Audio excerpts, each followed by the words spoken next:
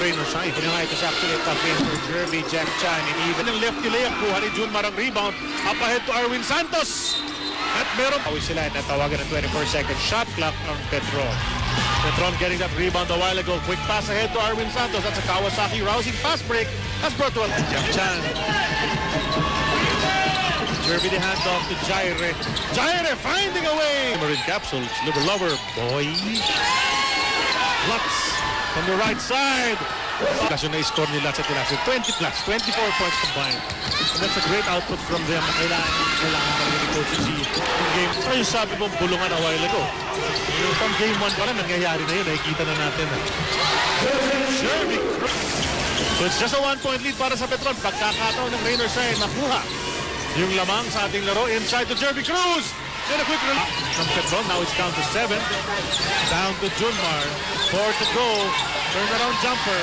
Paso. His Roosters, nagagalit siya. Bakit hindi daw sila nagka-hustle back on defense? Coach Giovanni echoed the sentiment saying, we do not want to... Petron took advantage in a lot of departments, which is actually in strength to Rainer Shine. Actually, out of Letran is playing great basketball as well. That's passing over to Arwin Santos. Kailangan ni Looper. Excellent since 1854. Lutz found himself open from 3.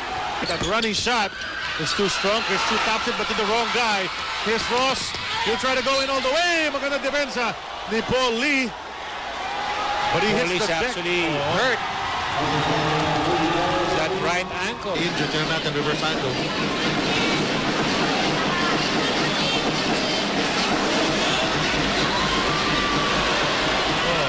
Right foot, the mama actually twisted it.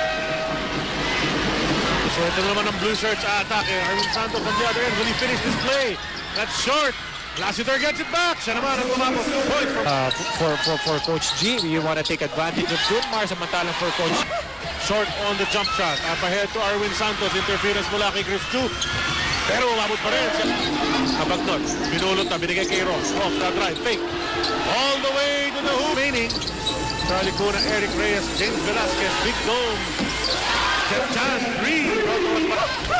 Ilang beses na yan, Eric, sa quarter nito. In and out ang mga tira ng Rainer Shine. Tapos si Ross naman. Chris Ross right here going full speed. Dinire-diretso at wala na nakaharang sa sobrang... Business as usual para sa kanya. Jeff Chan fading away.